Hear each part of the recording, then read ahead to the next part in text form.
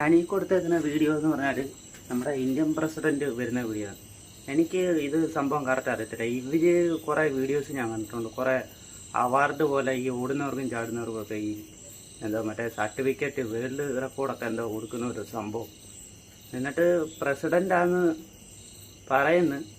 കഴിഞ്ഞ ദിവസം കണ്ട് നമ്മുടെ കോട്ടയത്ത് വന്ന് 1.5 മണിക്കൂർ ബ്ലോക്ക്. ഇവര് ഹെലികോപ്റ്ററിലാണ് വന്നത്. പക്ഷേ റോഡ് വഴി വന്നപ്പോഴത്തേക്ക് നമുക്കെല്ലാം ബ്ലോക്കായി. അത് 150 രൂപയുടെ പെട്രോള് എൻ്റെ ചിലവായി. പിന്നെ 1.5 മണിക്കൂർ 2 മണിക്കൂർ ബ്ലോക്കിനകത്തൂടെ കറങ്ങി വരേണ്ടി വന്ന്.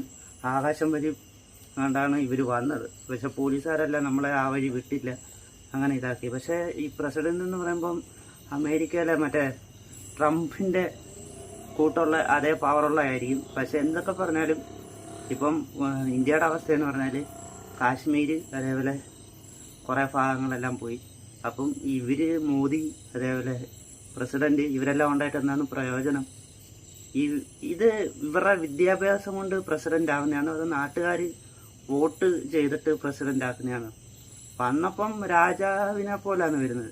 ഇപ്പം രാജാക്കന്മാർക്ക് ഭരിക്കാനൊക്കെ കൊണ്ട് കുറച്ച് നാളുകൂടെ കഴിയുമ്പോഴത്തേക്ക് ഇന്ത്യ എന്ന് പറയുന്ന സംസ്ഥാനം ഉണ്ടാകത്തില്ല. ഇപ്പം തന്നെ പാകിസ്ഥാനികൾ കുറേ ഇന്ത്യയുടെ കാശ്മീർ അവിടെ ഇവിടെ എല്ലാം അങ്ങ് ചോർത്തി. പിന്നെ മറ്റ് സംസ്ഥാനങ്ങൾ ബംഗ്ലാദേശ്, നേപ്പാൾ, അതേപോലെ കുറേ ഭൂട്ടാൻ ആ സൈഡ് എല്ലാം പോയി.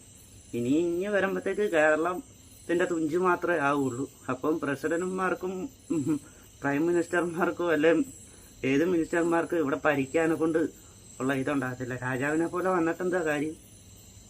അറിയാവുന്നവരൊന്ന് കമന്റ് ചെയ്യണം. ഇതെങ്ങനെ വിദ്യാഭ്യാസം കൊണ്ടാണ് വോട്ടെടുത്തത്? രാജാവിനെ പോലെ തന്നെ വന്ന് വഴിയൊക്കെ അടപ്പിച്ച് 1.5 മണിക്കൂർ നമ്മുടെ ടൈമും പോയി, നമ്മൾ പെട്രോളും അടിച്ച് അത്രയും അതും പോയി. ഇതെന്താ സംഭവം?